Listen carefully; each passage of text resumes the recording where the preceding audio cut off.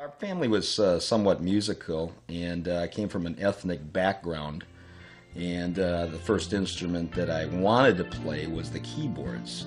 We couldn't afford a keyboard. So what he suggested is, why don't you have your son learn to play the accordion, and he'll learn how to play a keyboard instrument at the same time, and he'll be able to expand from there. And what happened was I switched instructors at the time, and he said to me, he said, Ron, he says, I tell you what, he says, we're going to stop trying to teach you Flight of the Bumblebee, and we're going to teach you some things that people want to dance to, and you're going to make money playing this instrument.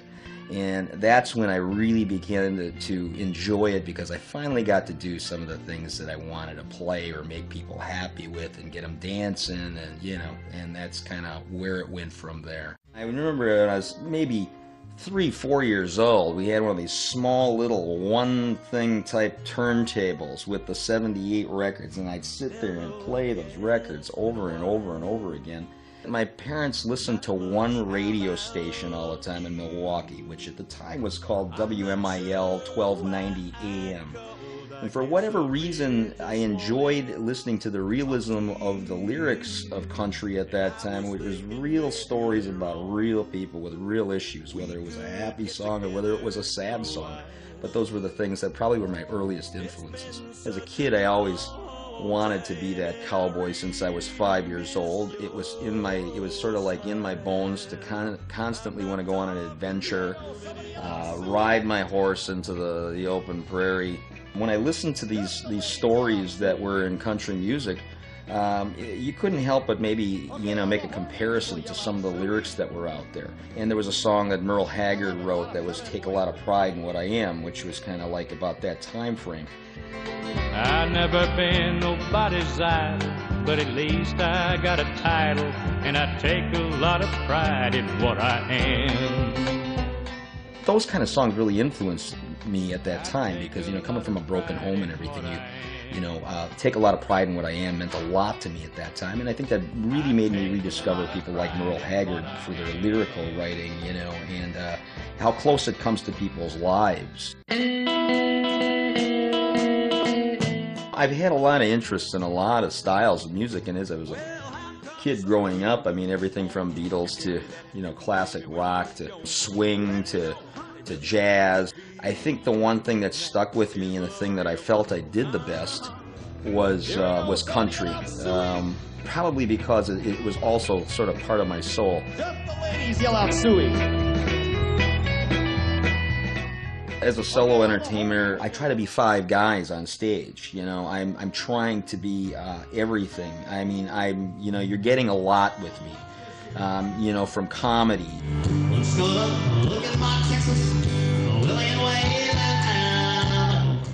To the voice impressions. Take this job and shove it. I ain't working to hit no more. To danceable, having people get out there and dance. I'm into, audience participation, and I do whatever I can to get the people involved, Need you meet me in the hallway. Twice on the pipe. Need you ain't gonna show. Very good. Twice on the pipe. I've had people come up to me and say, I hate country music. I don't listen to it. I don't like it, but there's something about what you're doing that is interesting, and we really enjoy you. I guess I'm just happy when they're happy, I mean, I go to great lengths to just really get my audience involved and be happy. Well, with the band entity, it is great, and I do surround myself with people who are, just great players and great pickers, and you feed off of that, and it's something that kind of creates its own monster when you have all these other talented people along with you. It makes my job a lot easier, first of all. When you have the likes of some of the great entertainers that I've been lucky enough to work with on stage, like Tom Graywolf, who worked with Brooks and Dunn on fiddle, and bass player Mike Spellman, 8 years in Nashville working with people like Tanya Tucker and, other great country entertainers. all the people that I try to surround myself in the band entity, you know, are all pros and national performers. They're all great musicians. I try to take that audience and almost make them feel like they're on that stage with me, you know, and feel that energy and that excitement. When you got the band entity, you are getting, like I said, all these other great musicians as a part of that. I think if you talk to the guys, I think they feel the same way that I do, and I think they know where I'm coming from with that, and I'm pretty unselfish when it comes to that, and I like to include them, you know, and make them feel that they're just as much a part, you know.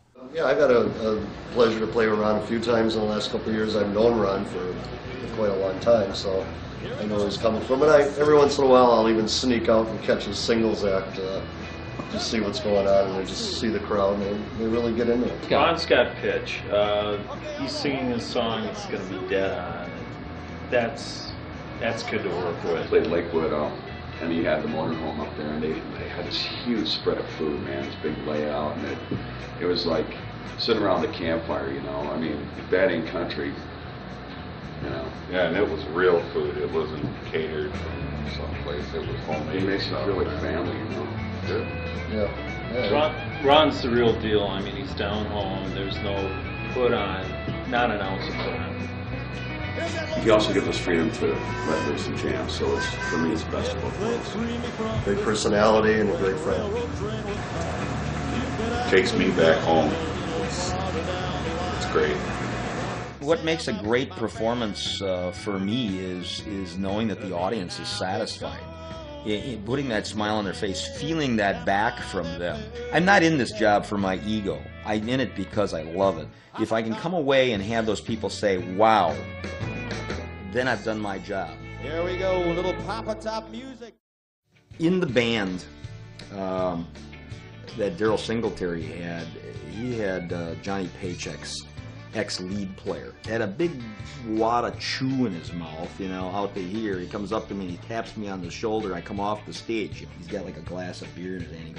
He goes, I just want to tell you, I worked with Johnny Paycheck for 15 years. That's the best damn paycheck I ever heard, man. That's a great paycheck. I worked with Johnny Paycheck, and that was the best damn paycheck I ever heard, you know.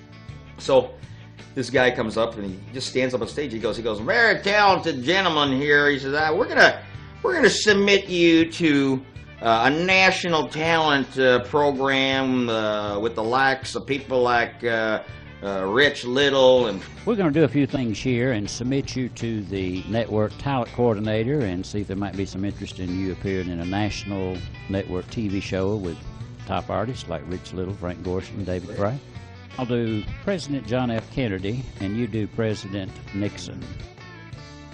I am not a crook. I am not a crook. In fact, a lot of people say, Richard Nixon, you should be impeached. I just say, pardon me? Big hand for a talented gentleman. Yeah. All right, nice job. Y'all lied, right?